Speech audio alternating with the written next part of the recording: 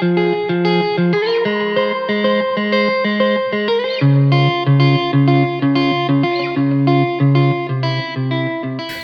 and welcome to another episode of the Barnsley Startup Meetup podcast with me, your host Matt Roberts.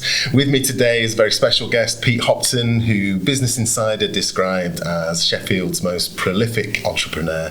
I'm sure loads of people know Pete, and so I won't go into any detail about introducing who he is and what he does. I'll let you do that, Pete. So welcome. Thank you for coming on. Do you want to give me a little bit of a background about who you are, how you got started in business?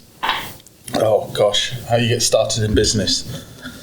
I think a lot of entrepreneurs will resonate with me when I say that business is in your soul.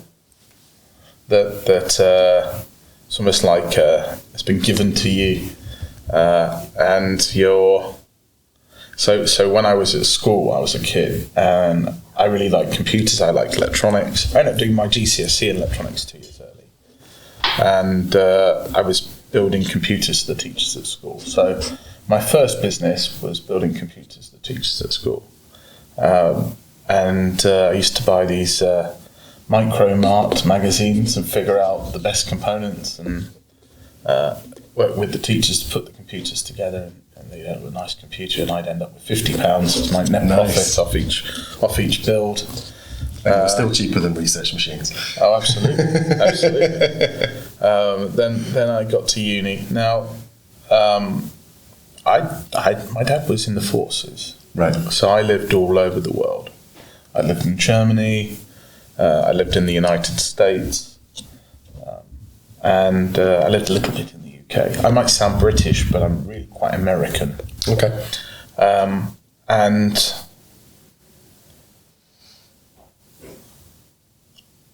I visited a number of places to look at going to university. This time I'm pretty culturally messed up. Right? I've got very little idea about my identity. And the one question that you always got asked, which I never really knew the answer, is, where are you from? And I kind of like visited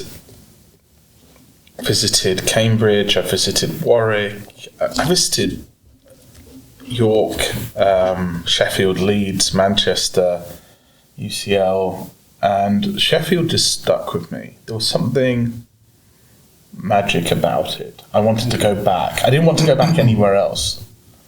I wanted to go back to Sheffield. Yeah. And this is 2000, so Sheffield's in quite a state at the moment. Yeah. But there was something around this kind of rebel culture, right? And I talk about Sheffield, but I think it leaches out into all of South Yorkshire. There's the South Yorkshire,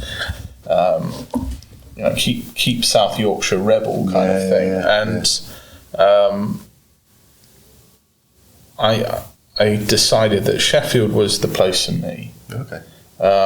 I had opportunity to go and do maths at Cambridge. I had opportunity to pick some interesting places to go, but I picked electronics at Sheffield. I loved electronics. Yeah. And Sheffield was one of the top places to go in Europe at that time. Okay. And they were doing some really cool stuff with what are called 3.5 semiconductors, which are now in every power conversion system. Oh, okay. And things that drive a lot of energy efficiency. So yeah, Sheffield was interesting. And then when I got there, I within a year, I rented a pub and kind of made the pub a bit rock and roll. Yeah. And when I graduated, I started an IT company, which is, I guess, the logical progression. Of course, yeah. I know so many IT directors that used to run pubs. And is the pub still there? Yeah, still there. Yeah. Still there. What is it? It's called the Beer Engine. It's on London Road. Okay. It renamed a few times and various guises over the years. It was run by students. It was a dump. Yeah. But it was a fun dump. And we had live music. We had little beer festivals. We hosted a thing back then which was really small. It's like a few people that would like wave their arms around funny and listen to funny music, called Planet Zog. Okay. Like in very early days. It was an interesting place, and for me, this was finding my cultural roots, my connection to the city and the people. Yeah. And then off doing computer business on Langsett Road in Hillsborough. And one summer we got a bit bored. It was really quiet.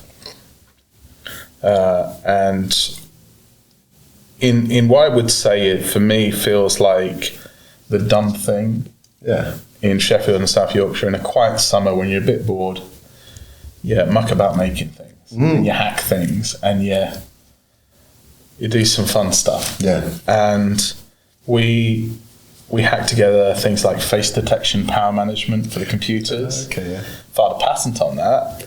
We hacked together some stuff on power supplies, and we hacked together some interesting liquid cooling rigs. Oh, okay, yeah. And the liquid cooling rigs ended up gathering some attention. And at this time, I didn't even know what venture capital was. Right? I know what profit and loss is. Yeah. I know what revenue and gross profit is. I know what expenses are. Yeah, start an IT company, and we're doing all right off services income, but venture capital at this point is a distant away concept. Yeah. But we had an offer to invest £250,000 into this little cooling company. Now, lots of people have maybe seen Dragon's Den.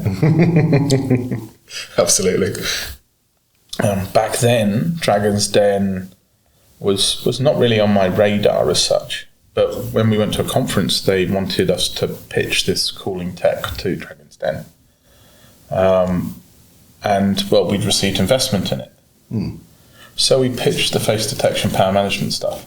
Okay. And some of the other energy efficient computing stuff. It was like about a 2 hour cut. There were 2 hours of filming cut. And one of the weird things about what the Beeb were doing back then was they'd like corral all of the entrepreneurs in this thing called the green room. And they in the green room there was only sugar and caffeine everywhere you looked. And there'd be a BBC researcher picking who was on next. And for me it was lots of sugar and caffeine. I was on last. Yeah. And to really get me riled up, he found a money spider on me. Okay. Part of the walkthrough, I think. And I got to do the pitch, but I couldn't demo the tech because something had gone wrong with the equipment. It was damaged. Okay. So that kind of immediately put us on edge. But I felt on the day I left with my dignity, and it was just 4 no's. And when you're pitching for capital, 4 no's is par for the course. You knock 50 doors and you get 3 yeses if you're doing really well. But I think what was interesting about that was the amount of negativity you got after that. Really? Yeah. After it aired? After it aired, like internet trolls and stuff like that. Oh, wow. And I think back then there was a culture of mocking entrepreneurship in the UK. Certainly in the UK, absolutely. How dare you put your head above the parapet? And how dare you try could do better? You weirdos, absolutely. And you're not doing as well as this multinational corporation. They're way better than you. So it was interesting, but there was enough left in the cut on the technical argument that a few people would reach out that understood the technical argument and go, hey, what you're doing is awesome.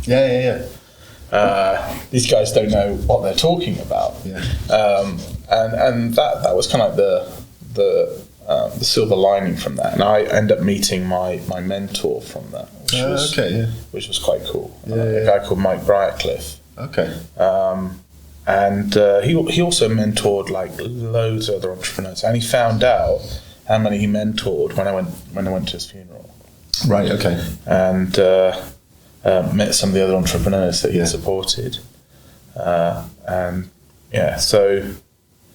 How seminal was that then? So I mean, I think there's a lot of there's a lot of concern, or not, there's a lot of kind of pride wrapped up in entrepreneurship and expecting that you know all the answers, or you have all the answers, or you've got the vision, the goal, and all of that sort of stuff. And so therefore, what would you need a mentor for?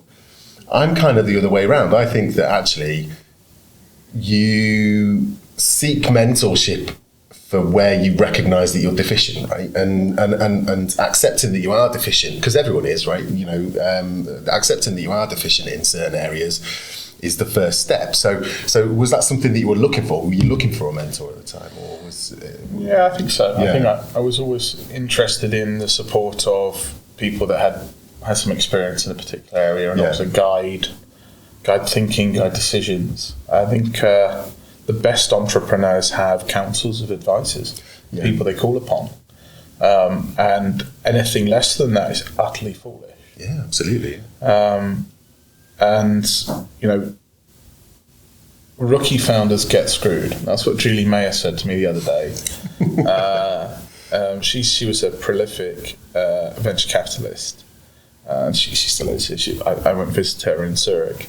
But she was really, really big in London, like advising the government. And she said to me the other day, rookie founders get screwed. I thought, yes, that's very true. Yeah. Yeah, very true. And it's like, if you're a rookie founder and you don't want to get screwed, what advisors you got around you to make sure you don't get screwed? Absolutely, your support network, your people that are giving you a critical friend as well, right? You know, like not just sat there going, yeah, that's a great idea, do that. Whatever, you know, there needs to be substance. And you know, it's almost like on your journey you're playing a game of chess. You're going to end up losing a few pieces, but you're going to have to play a strong game in order to get to a good place. Yeah, absolutely. So you know, part of this early stage stuff on the 0 to 1 is getting your pieces on the table, and putting together a team that people can invest in, that you can take forwards. So the 0 to 1 journey, you know, I talk about it as turtles on a beach. Okay. I'm referring not to the entrepreneurs as turtles. I'm referring to the companies as turtles. Okay. And what you're looking at is the research institutes, the universities, the companies, the things that draw people to a city that are interested people, and then the people leave those companies, and that's like the eggs in the sand, right? Yeah. And then one day, you know, they've created something new, a new product, and they're hatched, and they've got to run across the beach to the sea as fast as they can, and that's that journey from 0 to 1 to $1 million in revenue. Avoiding all the gulls and going the wrong way and all of that sort of stuff, right? Don't distract the turtles, right? And, you know, there's a lot of distractions out there. Yeah. There's a lot of risks around making that journey. Yeah. So I talk about like this focusing the journey, and trying to focus it on a single market segment, maybe with a backup. Trying to focus it not initially because you don't want to do the rest later, but because you've got to focus on one and market heavily into that one in order to gain the traction and the reputation.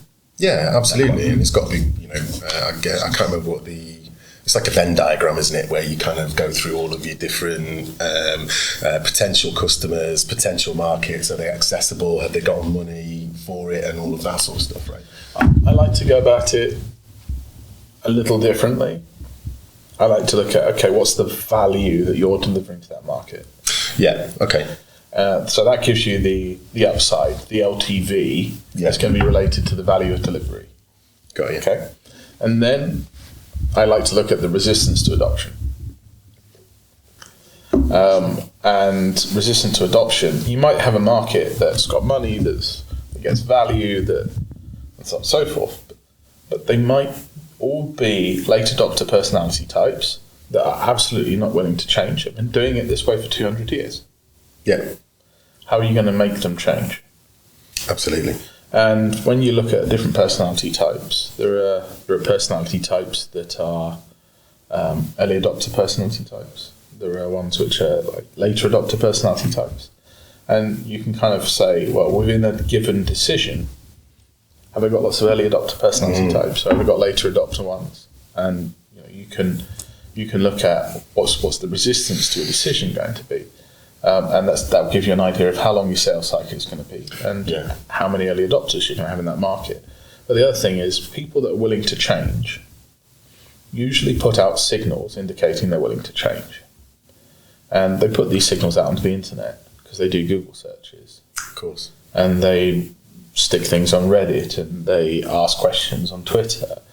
And there's something you can do around signal to noise ratio. Okay. Right. Sort of like passive market research and stuff like that. Right? Yeah, you can say, well, I fix a problem for this segment. There's a segment of people, a group of people where they get a big value from my technology. You say, right, I fix a problem for them. That problem's got symptoms. Those symptoms have signals. Yeah. If the customer's willing to change. Got you. Okay. And so this whole thing often is about timing. And you can find a segment that's willing to change, that's putting out a load of signals. And the signals aren't currently being well addressed. In other words, there's not a lot of noise. Yeah. And you can cut through those signals. You can then capture those customers and convert them. Yeah. And you've got that kind of run on the 0 to 1 nailed. Yeah, yeah. Attraction as well, right? That's a big thing, isn't it? Is showing that you've taken the risk and you've done the work to define the market and to identify it, right? The big lie is in your shed, you go ahead and make the best technology on the planet that is going to trounce everything, which I think about 20% of South Yorkshire have got. Certainly shed where they do a load of work. I find it's surprising the number of sheds I go into where it's next generation anaerobic digestion tech that's 4 times as best as the rest of the market. And this is how many of those have got old steel presses in them and stuff like that as well, right? Or the cutlery making equipment and things. City of makers, yeah, absolutely, yeah. But the tech doesn't sell itself. No, but a lot of people still somehow believe that. I know. Yeah, who was I talking to? There was another interview that I was doing with. I think it was a guy called. I don't know if you've heard of him. There's a guy called Mark Cody. He's now working with. I know Mark. With Ferrio, and he was saying, people just kind of make stuff, and then it's almost like if you build it, they will come. They won't. or they might get some press coverage. Yeah. But you've still got to market that, right? You've still got to go out and do the work to actually get the press coverage. But let's say you do something amazing, you get some press coverage. What happens next? Well, unfortunately, press coverage is not very well targeted. So the most interesting South Yorkshire innovations that go down this fallacy end up where they get lots of PR for their innovation, and they end up with lots and lots of people wanting to buy the innovation from different segments, requiring customization to their segment. Okay, yeah. And they end up with a dozen customers from different segments where they're all first adopted from each segment. And where do you go from there? There's mass FOMO. Yeah. And you put them all into your pipeline, and they're there at numbers on your pipeline. You do not want to wreck them from your pipeline. You're now in this strange place. Yeah. So there's this thing about saying, right, we're going after that little narrow bit, and in Isotope we targeted high performance computing. Right. And that was our little narrow bit that we wanted to go after. And we selected it on the basis that the technology had the greatest value to the customer. We knew what the customer's key performance indicators for performance were, and that it had the least resistance to adoption because it had the least number of decision makers and the highest risk appetite. Yeah. So that's where we started there. Good stuff. So I've done a bit of research, obviously, as I mentioned in my email, and I noticed like so there's quite a lot of news, a lot of stories about there was a seminal moment, wasn't there? Like you were skiing, and that kind of changed your that near-death experience changed your outlook, your approach, and what your focus was. Could you tell me a little bit about that? Sure. So I guess on that journey, there became a point before skiing where I just, it was just my sole focus in my world, and I was spending a ridiculous amount of my time elsewhere, like in Silicon Valley or on the road. Some years where 150, 200 days on the road. Right. It's kind of brutal at times. Yeah, it's not sustainable, surely. No. And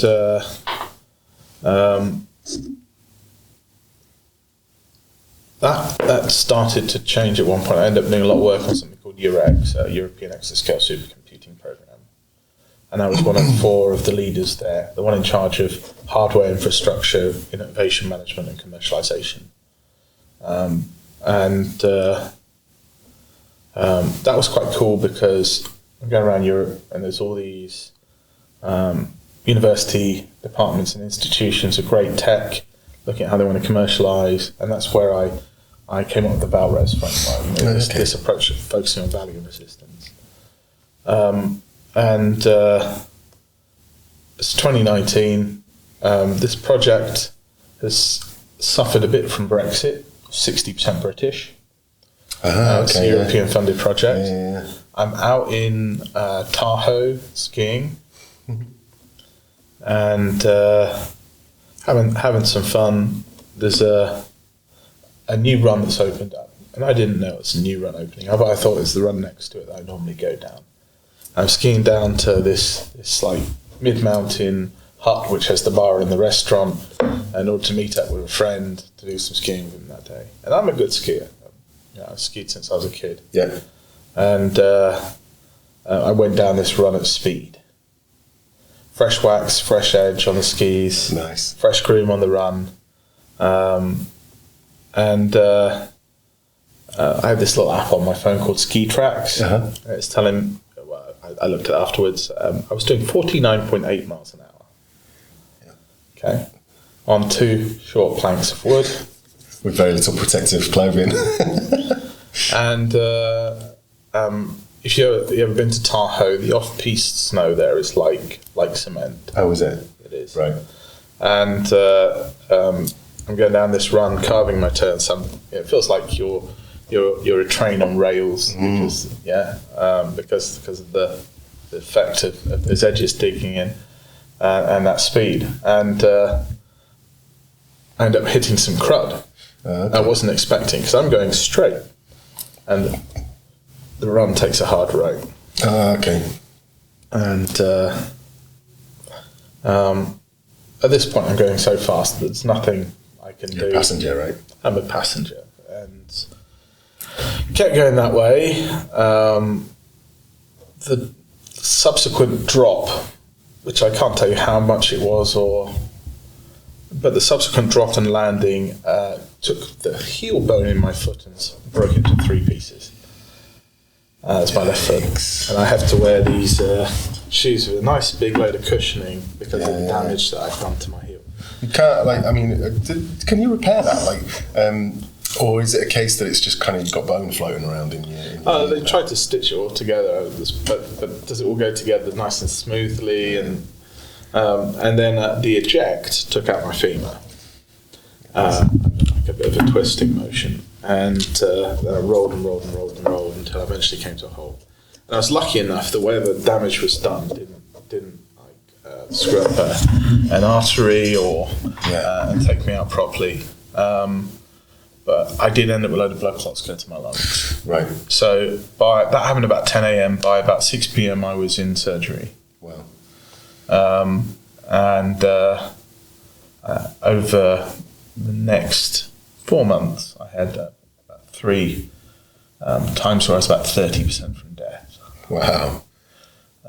So, got through that. And I was in a wheelchair for most of 2019. I had to learn to walk again. And funny thing was COVID, everyone else's world was getting smaller, mine was getting bigger. Right. Yeah, of course. I'm getting out of the house a bit. And, so that kind of taking you all the way down to zero and then back up again, it changes your perspective. Yeah, absolutely, yeah. So I've been really keen on helping other founders. When I was sat in that wheelchair, someone reached out to me from NASA and asked me to support a US-based startup in Indiana. It was great. I'm sat in this wheelchair and I can get on a Zoom and I can work with some people in Indiana. And they really appreciated everything I had to offer them. The contrast to that was not feeling appreciated locally. So I threw myself at that, and then Productive Machines came along, felt like I had value there, built the team, raised 2.3 million quid. Then Bo helped Daniel Camilleri build his team. They raised 4 million quid. Just recently, isn't it? Like, you know, it was just before Christmas. And part of that is handing over the baton to the next, so I can go back on the beach and get some turtles. I think this is my mission at the moment, is the 0 to 1. Right. Herding the turtles to the sea without getting my feet wet. In terms of that then, so do you see that there are, because obviously you've been on this journey for a few years now, have you seen more prospective businesses, more exciting businesses, or not so much exciting businesses, but what's the future for Sheffield and the South Yorkshire region as far as the 0 to 1 journey goes? I think, having been spending time in other cities, we've got more raw material than anybody else. Yeah. You know, the universities had this whole IP group thing, tied up the spin-outs and innovation for 20 years. They created very few spin-outs, and a load of it backlogged into the university, but more of it fell out into the ecosystem. And I think this is where you know, there's characters who are building things in the shed because they have a doctorate in something and this is their creative outlet. I think as a city, its culture is rebel. It's creatively free. Yeah. It's got this magic. It's number one in the world in so many things that people don't know about. Yeah. And it reminds me of visiting Austin prior to 2010. Oh, okay. Where you've got a lot of creativity, you've got a lot of things going on, engineering, tech. You know, Austin had ARM research, Sheffield has ARM research. Yeah. Austin had lots of advanced manufacture, Sheffield has lots of advanced manufacture. There's a lot of parallels, but culturally too. Right. Between Austin, Texas and Sheffield. Austin is kind of like this liberal bubble in the middle of Texas. Sheffield's a bit to the left, right? Yeah, absolutely. It's alternative, I'd say. It's alternative. In a good way, though, right? Yeah, absolutely. Has a strong social value. Yes. Yeah. And what Austin got good at was leading with Austin. Right. Leading with the cultural value of the city. Yeah, absolutely. And into that. You know, they ended up making T-shirts that were "Keep Austin Weird," and that became the city motto. It wasn't Austin City of Advanced Manufacturing or Austin City of Rock and Roll Music.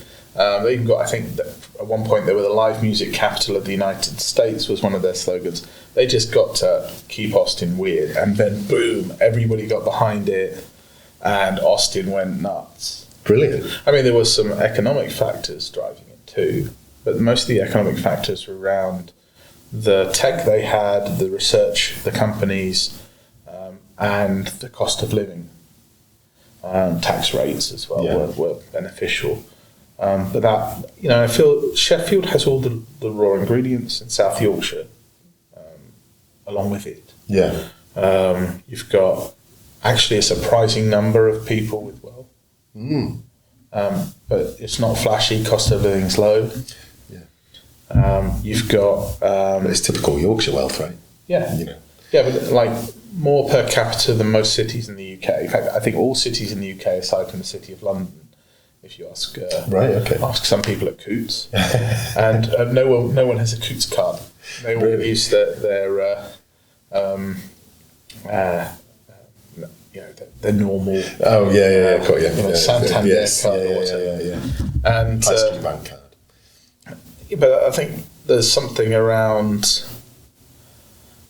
It made the number one rock band on the planet in terms of sales. Def Leppard. It's got the number one powerlifting championship, the number one documentary film festival. It's the home of the world championship at the snooker. There's so many things it's number one at. Yeah. But and it's struggling to figure out which one of these individual things to sing. Whereas I kind of look at it like Steve Jobs would and go, lead with values. Yeah, absolutely. And I think that's where Austin went. Yeah, exactly. It's not about here's this amazing kind of technical whiz bang, thing that I can do for you. It's about this is who we are, and this is how you can be part of that journey.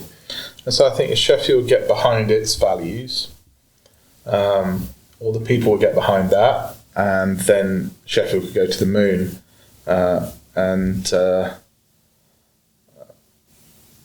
it would take the region on the journey with it. Yeah, absolutely, And I look at the potential.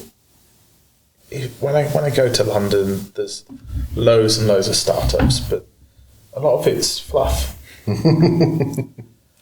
Okay. Right?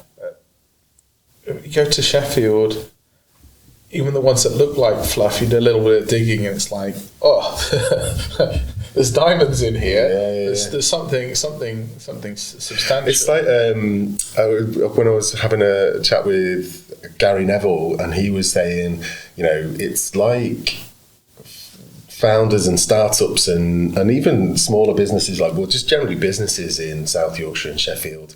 It's like training at altitude, right? So, you have to get good at these sort of basics and have a specific type of character, like tenacious, resilient, all of those sorts of things that then when you're actually exposed to funding as it should be, it absolutely skyrockets. So there's a really, really good book called The Power Law, which is, and there's a big reading list on the Venture Community website. I say big, it's getting bigger. There's a reading list on there. And Power Law's on it. Power Law gives you the history of venture capital in Silicon Valley. Okay. And there was a point in history that Silicon Valley was underfunded, right, and had some innovation, nice weather, and a couple of people turned up, were able to access some money from New York, and started adventuring with their capital, of course, into Silicon Valley, and got some good returns, and went back and got more money, and then more people turned up, and the thing started. But it had the culture was a bit rebel. It was around Stanford University, and there were lots of San Francisco was all quite rebel, quite hippie. Yeah, absolutely. Yeah. I was going to say the birthplace of the hippie movement and stuff, all that sort of stuff. And it had much of the same raw ingredients. Yeah. And the thing that went well there is there was kind of an egalitarianism to the venture capital about keeping wealth amongst the engineers and amongst the founders. Okay. And then when they made money out of their endeavours, they then started reinvesting it. Got you.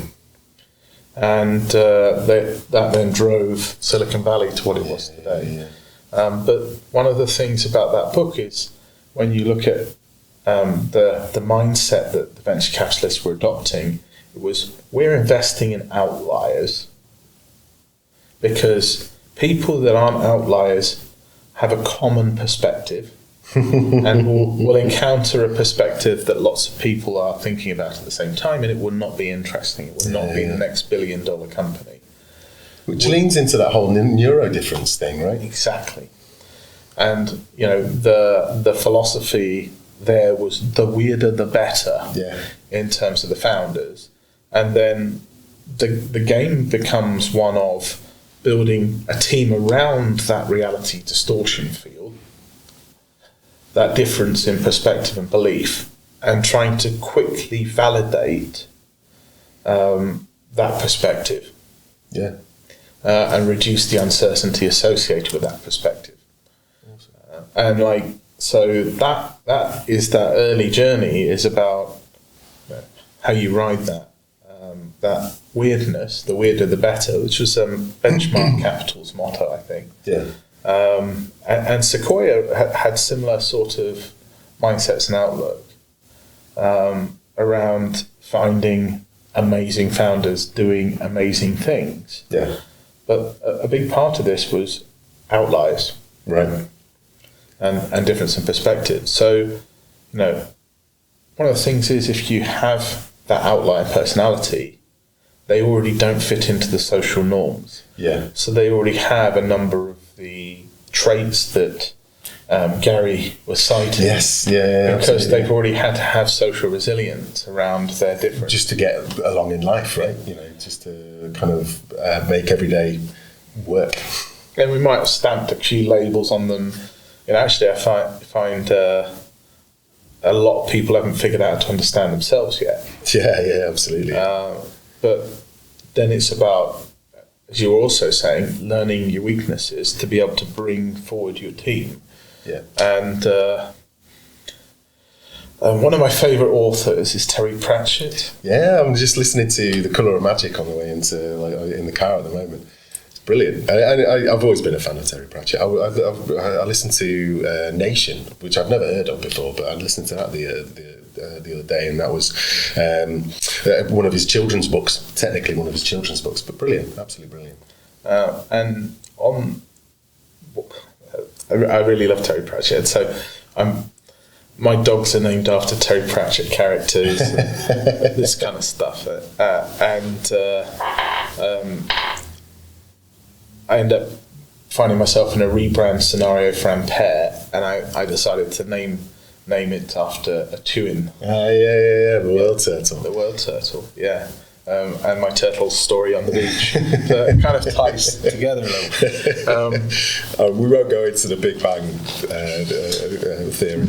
But one of the things in Terry Pratchett is he talks about 1 in a million chances. Yeah. And so like 0 to 1...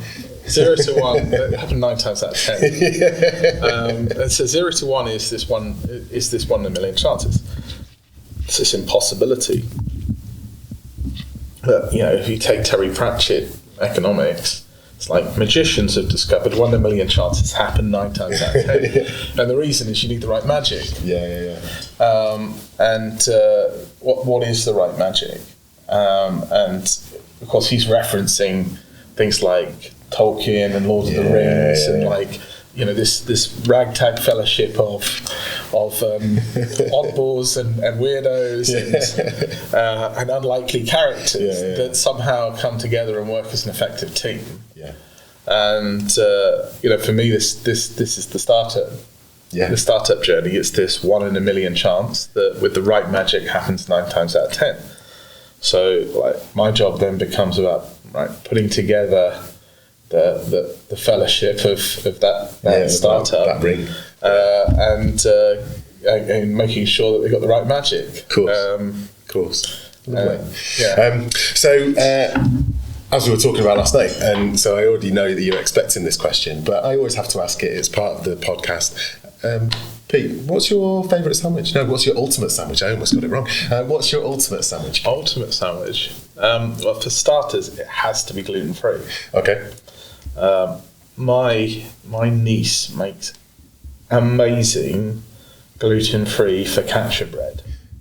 Okay. It is so good focaccia bread that it is better than focaccia bread, but it's gluten-free. Nice. And I keep telling her she needs to make a business selling this focaccia bread because it's better than normal focaccia bread. So it would have to have my niece's focaccia bread. That would have to be the raw ingredient number one, and then I think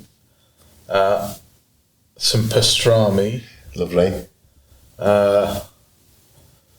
And some masterdama cheese. Masterdama cheese. Nice. I think that's the first on the podcast. That's like that's epic. And a bit of Marmite. A bit of Marmite. But it would have to be a gluten-free Marmite. It's a byproduct of the brewing process, isn't it? Yeah, but there are gluten-free Marmites. Oh, are there? Yeah. So I've not tried that. I don't like Marmite at all. I am one of the it's all black and white, isn't it? And I can't. I'm not even there at all. I think you've just ruined your sandwich, I'm afraid. Well, I figure it's kind of like a twist on the cheese ham and Marmite. Yeah, it's a pastrami, masterdama. It's got that real kind of umami flavour now, hasn't it? It kind of cuts through the acid and complements the fats and things like that. So I can get behind that. Stick a bit of coleslaw in there. Awesome. When I was at uni, I used to make the most nut sandwiches. I don't know why. I like really strong flavours. Yeah. So I used to make sandwiches for cheese, onion, crisp, blue cheese, Marmite, and coleslaw. But then you've got to experiment to come up with that was my go-to. I genuinely thought when you said most nuts, then I thought you were had to get the most nuts, actual nuts, like hazelnuts in a sandwich or something like that. No, that would also be that. Fantastic. Well, thank you so much for coming on the podcast, Pete. It's been a pleasure having you on.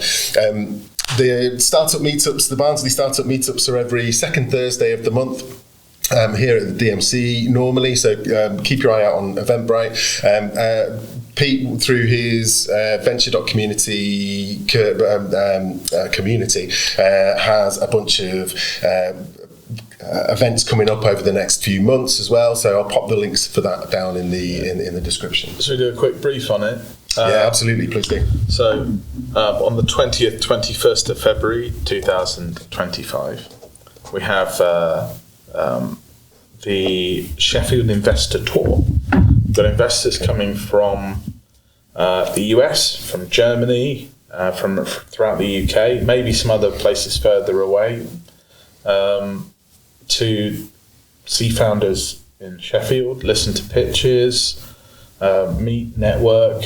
Some of them are doing reverse pitches, telling us their story, and the sort of things that really catch their focus, what their hyper focuses are, and what their interests are. And then we've then got a bit of a tour where we're taking them around AMRC and a few of these other interesting places to show them lots of technology that's exciting, and introduce them to a few more interesting founders in more thematic areas. And then coming up in March, obviously there's in this building some stuff going on with the Climb launch. Yes, absolutely, on the 6th of March. So I'll be tying in the March startup meetup with that Climb launch as well. So, and then we got the 10th of March, which is the Tech SY. SY. We then have UK Regional Tech Week, Sheffield Tech Week, which is the week of the 17th to 21st of March. Yeah. That day, that week, there's a Sheffield AI event, an IoT event, an event on going from 0 to 1. Nice. A robotics event, and also to be confirmed, but a hackathon to hack HIV. Ah, cool. Which is pretty cool. It's like a digital health thing. So looking for people to get involved in that. Ploughing through there, later in the year, there'll be the Venture Community Awards. Awesome. So we'll be looking at awarding a number of awards to founders that have done some amazing things and amazing deals this year. Awesome. I'm quite excited about that. Yeah. That sounds really cool. It'd be kind of cool to give out some trophies. Yeah, definitely. Something to aspire towards, and then also just to recognise as well, as part of the community. And I think, that there's a lot of work that goes into raising money and building startups. So it'll be really good to recognise the efforts of founders and give them a trophy. It's funny, the startups may rise and fall, but they'll always be the award winner. Yeah, absolutely. Yeah. So, and it's like, Dash, for example, Computing Magazine's Tech Woman of the Year 2024. Absolutely. She'll always be that for 2024. No one can take it away. Yeah. Absolutely. That's brilliant. Fantastic. Thanks, Pete. So, as I say, I'll put a bunch of those links, all those dates, down in the description below, and then a link to the Venture.community website as well, so you can keep up to date with all of that sort of stuff. So, other than that, thank you very much. It's been a pleasure. Cheers, mate.